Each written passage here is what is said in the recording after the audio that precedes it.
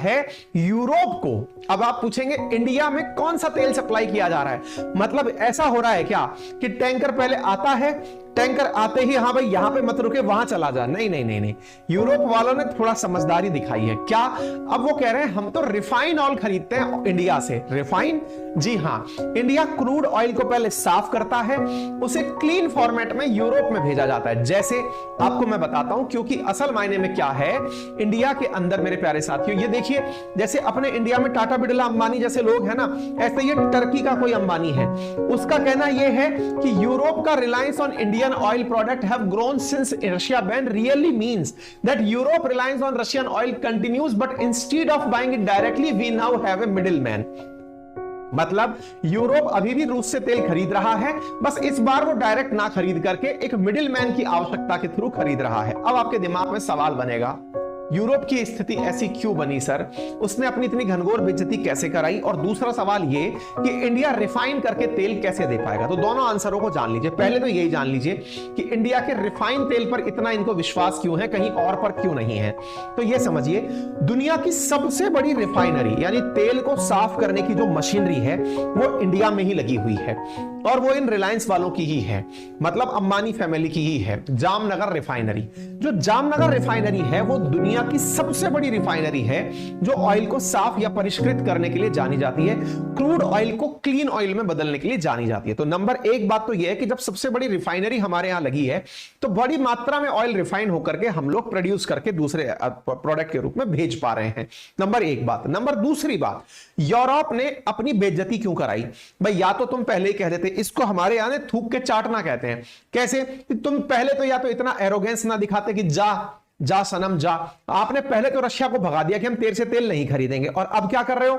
अब भाई साहब आप घुटने के बल चल के आ रहे हो कि नहीं साहब दे दो, इंडिया के थ्रू दे दो। इंडिया से उनको कोई बहुत ज्यादा मोहब्बत नहीं है, यूरोपियंस को इंडिया से को बहुत ज्यादा मोहब्बत नहीं है, लेकिन इंडिया दुनिया में एक ऐसा देश निकल कर आया है जिसने ब्लंटली सबको कहा कि मैं अपनी जरूरतें पूरी करने के लिए अमेरिका के प्रतिबंधों को नहीं मानूंगा, मैं अपनी जरूरतें पूरा करने के लिए तेल मंगा के मानूंगा। इंटरनेशनल स्तर पर इंडिया ने जो अपनी दृढ़ता दिखाई ना, जो अपनी एक प्रकार से दृढ़ इच्छा शक्ति अंतरराष्ट्रीय स्तर पर दिखाई कि हम किसी के प्रतिबंधों को नहीं मानेंगे, अपना तेल खुद खरीदेंगे, आप चाहे जो कर लो, इससे यूरोप को हमारे पीछे खड़े होने का मौका मिल गया।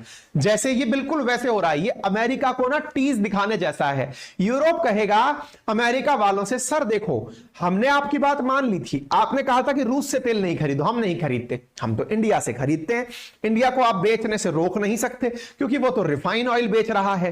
तो कुल मिलाकर के हमें फ्रंट लाइन में लाकर खड़ा किया जा रहा है। बेइज्जती यहां पर केवल दो लोगों की हो रही है, एक अमेरिका की और एक यूक्रेन की। यूक्रेन तो बेचारा इसलिए पिस गया क्योंकि उसने जो मुहिम चलाई उस मुहिम में वो कामयाब नहीं हुआ। अमेरिका इसलिए बेइज्जत हो गया, अमेरिका को उम्मीद थी कि यूरोप अमेरिका से तेल खरीदेगा, रिफाइंड ऑयल खरीदेगा, लेकिन यूरोप ने सस्ते के चक्कर में इंडिया से खरीद लिया क्योंकि इंडिया ऑलरेडी प्राइस कैप से नीचे के दाम पर तो ऑयल खरीद रहा है और रिफाइन करके सस्ते दामों पर पहुंचा दे रहा है। तो यूरोप के लिए तो एक बेहतर अल्टरनेटिव इंडिया बनकर आ गया।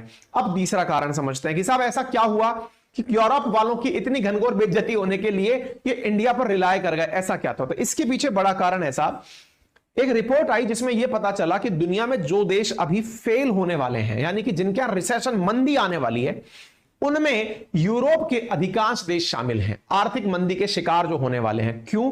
क्योंकि उनके यहां ऑयल का संकट उत्पन्न हो गया है। ऑयल संकट के चलते उन्हें ऑयल की जरूरत है, उधर की तरफ ओपेक और ओपेक प्लस कंट्रीज ने ऑयल पैदा करने से इनकार कर दिया है। वो कह रहे हैं कि साहब हम तो अपनी लिमिट से चलेंगे, हम तेल सस्ता नहीं होने देंगे, हम तेल को महंगा रहने देंगे। उधर से तो ओपेक कंट्री तेल सस्ता नहीं कर रहे, यूरोप रशिया से तेल नहीं दे रहा, अमेरिका महंगा तेल बेच रहा है। कुल मिलाकर यूरोपियंस के लिए तेल के दाम जो है वो बहुत महंगे पड़ रहे हैं।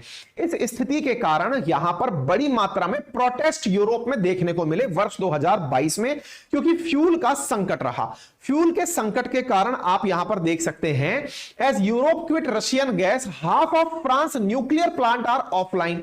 भाई साहब स्थिति यह हो गई कि अब पूरी तरह से यूरोप में एक स्थिति बनकर आ गई है, और वो ये है कि यहां पर बड़ी मात्रा में ऑयल का संकट, गैस का संकट